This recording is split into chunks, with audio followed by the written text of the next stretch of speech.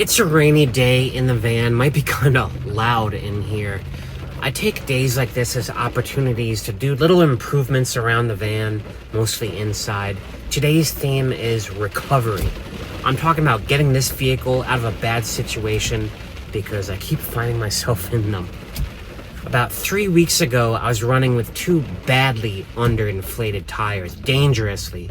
The Ford app was giving me warnings, the car was giving me warnings, and I've discovered that the system I currently have to reinflate my tires just sucks. I'll show you what I'm talking about. Oh. Tire gauge. This whole mess is my current tire inflation system. You probably watched me struggle about 3 weeks ago. I gotta haul my Jackery off the shelf because my AutoZone pump needs to plug into AC, and the cord that came with it just isn't long enough to run inside. The thing that attaches to the valve stem, for whatever reason, it just does not get a close connection. It slightly leaks even when it's torqued as tightly as it can. And last but not least, these manual wire gauges that I rely on, not wire gauges, tire gauges, I just find they're so inaccurate that I just don't trust them. I needed a new solution badly, and I think I finally found it. It's by a company called GOOLOO. I'll show you what I'm talking about. This right here is my newest addition to my van tool recovery arsenal. Probably the most space age one I have yet. It's a portable tire inflator. Yes, portable. This has a huge lithium battery in it in addition to a pump. So I will never have to pull my Jackery out of the case again. I'll never have to deal with a cord again. That stupid AutoZone pump, and it's like 3 foot long cord. What a disaster. So I keep it charged in my area right back here. I've been charging it overnight. It's the easiest thing in the world to use. You don't even really need instructions. To turn it on, you just hold the power button for 2 seconds. It lights up. And there are 6 different presets at the top. You can set different PSI levels for different things. For example, in this van, I'd like to have my front 2 tires at 50 PSI, the rear 2 at 75. So I just hit the cycle button, this right here, and you see how it cycles at the top? I have the car one set to 50, which is my front 2 tires, and I have the bike one, the bike icon set to 70, my rear 2. I don't know why I chose the bike icon for that one. You can do whatever you want. That's the cool thing about this. It goes up to something like 160 PSI, I believe. That's way more PSI than for even a space shuttle. As far as I know, I don't know what needs more PSI than that. But this thing is just so cool. As if that wasn't enough, I don't have to worry about that loose connection on the AutoZone pump anymore. The one that screws to the valve stem, I hate those. This comes with one of those pistol grip locking ones. You put this on the valve stem and you lock it closed. It seals tight. I'll show you in a minute. I went out and tested it before, but this sucker does not leak. And what else comes in the box is a pretty nice carrying case, I have to say. Like, it's nice that there's a company that takes pride in their design. You know what I mean? But last and not least, like, this also has other functions to it, just like icing on the cake. It has an LED flashlight. You just hold that down, and this sucker's super bright. Like, it's always nice to have a flashlight. If I'm gonna be working out there changing, like, inflating a tire at night, I also have to bring a camera or bring a flashlight out. Now I no longer have to do that. Yeah, so I'm gonna go out and I need to get these tires to factory spec. The front 2 are not right. The last 2 are a little underinflated. I'm gonna be using this thing to the max. Let's go see how it performs.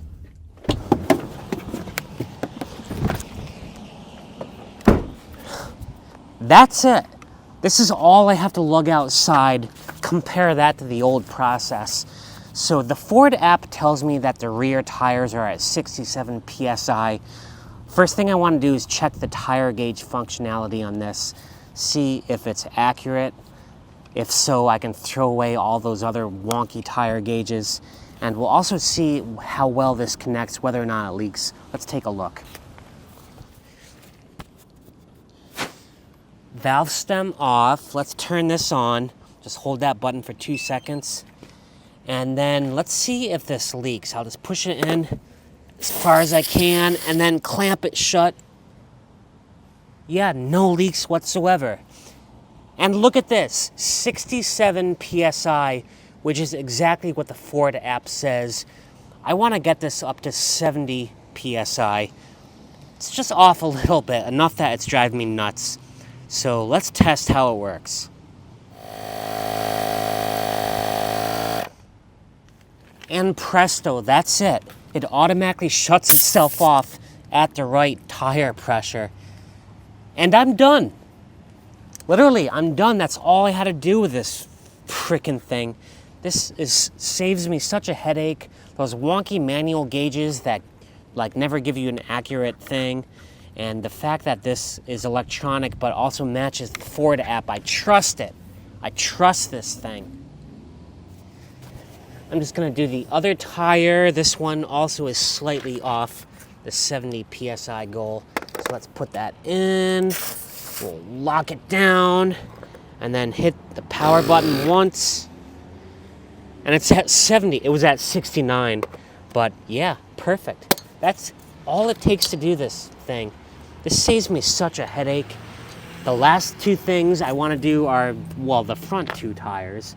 They're slightly off too. I think they have to be underinflated. So I'm going to test how this works when it comes to deflating a tire. So this front one I like to have around 50, and I think it's at 70 right now. So I'm going to move it, refresh it to the preset. I got to remember which icon. I use the car icon for the front tire. Actually, I'm going to take that up to 51. Let's go up one. So again, this needs to be deflated. I'm not sure how it handles that. Let's see what happens. So we'll lock it down. I'll hit the button. It's at 68 right now. I need to bring it down to 51. I'll hit the power button. Let's see what happens.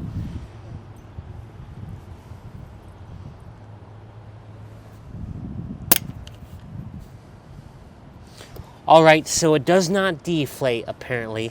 The way to deflate it is just the old-fashioned way. Just push the valve stem down like that, but don't lock it, and just be patient. Not a big deal. I don't know how it could possibly get easier than what I just showed you. Just bringing this thing outside, hitting like 2 buttons, and taking care of everything. You know, it's replacing this AutoZone manual thing with wires and cords up the wazoo. That's another good reason. Just the design of this, the aesthetic of it. It's physically beautiful. It matches the red and black color theme of my van. It's glossy. It feels good in the hand. I turned down like 12 different companies wanting to send me like tire inflators and pumps and stuff before I went with these guys. GOOLOO is the brand. And this is a solid machine. I'll throw a link to it on Amazon in the description below. But since we're on the theme of recovery, another thing I wanted to do was take out my jack, which may be inadequate. It's the one that came with Ford, and figure out where I'm supposed to lift this thing. Lift underneath, you know, where the lift points are. I think I'm gonna mark them in red tape. I did it once a couple years ago, and I remember it not being obvious. Ford keeps their jack in this panel down here. This right here, it's a solid jack. I think it supports 12 tons, more than enough for this vehicle. A little hard to get out, but it's got a huge problem. If you want to lift up the vehicle to like enough, you know, at least 6 inches or so, this thing gets so tall and wobbly and unsafe. I did something to fix that. It would have been nice if the Ford factory jack came with some bolt holes in the bottom, so I could have made a, you know, more secure pedestal out of steel or something. What I had to do in the meantime was create this. I put some treading on the bottom. This is just like a big chunk of like oak, solid oak right here. I attached some treading on the bottom, covered the whole thing in Flex Seal just because I might be doing this in the rain. And I carved in an imprint right there that the bottom of this jack sits on. Right like that, it kind of sinks into the space, and this adds 6 inches to the lift. Now, I might get, a different jack in the future, but I've done this a couple of times, and I find this to be more than adequate and safe. Another thing you're gonna wanna use is get a pair of these chocks for your tires. You never know what can happen when you're working on it. And on the theme of recovery, I always have one of these with me. Puncture repair kit for your tires. I've never actually used it. It does seem simple enough. Hopefully I never have to. I'll kick that horse when I come to it. Right now, I need to know where to put this jack because, like I said, it's not obvious. I'm looking for the front tire jack stand. It's this thing right here, this rounded bar. Let me make sure it's in the frame. See this right here? I only know that because I was able to go online and search for it and find where to put it, but I might be pulled over in the desert or somewhere where there's no cell service, and I don't want to take a chance and bust something in here. So what I'm going to do is just mark it with orange tape, just so if I ever have to come out here and jack it up in the dark with no cell service, I'll be able to find it. This is just some electrical tape. And I'm going to do the same thing on the other side and the rear 2 spots. I was considering going out and practicing changing a tire today, but not with the rain. This is the start of mud season in New England. It's going to be pretty bad for the next month or so. So I got my traction boards out right here. These I got after getting stuck in ice, but they'll work great in mud too. A lot of precarious situations. I have ruled out putting them on my roof rack. I just don't want to attach anything up there that adds to the vertical clearance of the vehicle. I think I'm going to keep that pure just for walking on and my solar panels. So I have found the new perfect spot to put this thing. Right here in my bathroom, it fits right up against this wall without jutting into the hallway right here. I just need to figure out a way to attach it so it's not always falling on my head when I'm sitting on the toilet. You see what I mean, how it fits perfectly? This is my traction boards right here. I think they're 5 feet long. It doesn't jut out into the hallway at all. It's almost perfectly flush. The problem is it just will keep falling over every time I drive unless I somehow secure it to this beam up here. I was thinking of just like having a hook and a couple carabiners, whatever they're called. I can't find anything to hook to at the top of this bag. There's no sewed in loops or anything. I don't have to puncture it. It's waterproof unless I use the hook on that zipper right there. I just put a zip tie right up here through 2 of the holes in this overhead beam on the Ford Transit, and I'm gonna run another zip tie that goes through the loop in that zipper, use it as kind of a service loop, close it off, and let's make sure it snaps, get it nice and tightened. This is just pulling on the steel beams, so it's nice and tense, and this thing might wobble a little when I drive. I don't mind that. It's not gonna fall over. I'll just cut those little extra tails on the zip ties so they don't poke out so much and annoy me. And I think the storage problem for this has been solved. This is flush against the wall. It doesn't impede into my living space at all. Just perfect. And if I ever need to use the recovery boards, which would probably be, I don't know, a couple times a year at most, I'll just cut the zip tie, use them, and then put it back and just put another zip tie up. Zip ties are a dime a dozen, so I don't mind using it that way. I'm so glad I have that problem solved. But one problem I don't have solved yet is how to store my scooter. You see, I have it just kind of laying here, but it chips away at the wood and it bounces and knocks the walls and impedes on that thing. What I want to do is have it hanging, suspended, have like a steel chain or something connected to this beam, that hangs down a few inches, grabs the front tire or something, and just more or less keeps the whole thing in tension. I'm not going to be able to tackle that project right now. It gets dark in about 20 minutes. I did a lot today before I recorded. Laundry, gym, cleaned, errands, other stuff. Went to my storage unit. I think right now I am going to get to my sleep spot for the night. I bought some bike-related gear that I want to get out and get this scooter out and charge it up in a little area there. Friend is lending me his driveway. And after this, tomorrow night, I'm going to have to drive back to Boston where I will be for a while. But like I said, at the end of this week, I'll be getting a winch. Right now, let's just try to get to my sleep spot. I don't know how well it comes across in the video, but there is green in front of me. I'm talking yellowish green. The elm buds all just popped like today. And there's a noticeable color palette. Even on the sides of the mountains here, I'm starting to see green and yellow. That's amazing. It should just accelerate from here. I have the scooter I want to ride around in. I have that kayak I got last year that I want to bust out very soon. And I also have a third cool new toy for enjoying the outdoors. Kind of goes along with my theme of recovery. I'll show you what I'm talking about when I get to my sleep spot. Oh yeah, I definitely need a better solution to storing this thing in my shower. It's just too heavy and too awkward.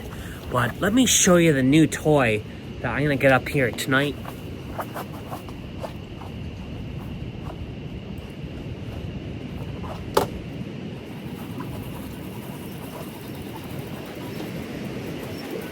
Yeah, that's right, I got an e-bike. Not just any e-bike though, but look at the big fat tires here. Something to go off-road, something to go in the woods. And I kind of wanted one of these for a long time. I found a company that makes exactly what I wanted, and it's all black. The whole thing is all in black. I want to get this stuff together, figure out how to use it, get it riding soon. I'm not getting rid of the scooter. I love this scooter. I'm actually going to do some artwork on the scooter, paint it red where all the yellow is. That's a future project. But right now, I need to get this in the van, and it's starting to get cold and dark. Now that it feels like spring is finally here, I know I'm going to be taking the van out, down some dirt roads, down some precarious situations. So, along with my spring cleaning, I always like to do a full top-down review of my recovery situation. I'm so glad I have a better tire inflator. That whole thing taken care of. That thing is a miracle, that GOOLOO device I got. Like I said, I have a link to it below if you want to pick one up. I highly recommend it. I actually just gave that old AutoZone pump with all the cords and stuff to a friend. You know, I could get like 3 of those and it will still take up less space than that AutoZone tire inflator. Just saying. And as for the new e-bike, yeah, you know, one thing about the scooter, you take one hand off it to like fix your hair or scratch an itch, your whole center of mass is thrown off. It's not the same experience as riding a bike. And I did want to get a bike. It's like riding a chariot. The scooter's cool in its own way, but I have a certain nostalgia for a bike. So I got an e-bike now. I need to set it all up, figure out how to use it. I'll do a video on that soon, but I got a ways to go. I want to test it before I do any videos about the thing. You know what I mean? Master it a little. And anyway, you're probably all wondering about my face because it's unavoidable. So we're about, what, like 6 days since it happened. I would say that the stuff that was dark brown has turned to red. The stuff that was red is turning to yellow, and it's actually starting to fade right there and like the corners of my eyes, but still very dark down here, isn't it? Yeah, and up here, all very dark. This side, a lot more than this side. Someone said it's about the blood, it fills up your sinus cavities and then it scabs over, and it just has to be reabsorbed into your body. I think I'll do a 1-week update on next Monday, and we'll just compare. how it looks. You know what I mean? Anyway, I'm tired, guys. Thanks for watching this. I actually got so much done today, even before I started recording. But I'm glad I got this out of the way. Thanks for watching. Thanks for sticking around and like giving me good advice and stuff. By the way, my carbon monoxide detector is now in the open air. It's right here, not covered up in this can. So don't worry about my carbon monoxide detector. I'll be fine. Everything is almost in working order, in the perfect order in here. It will be soon. All right, thanks for watching. Peace out.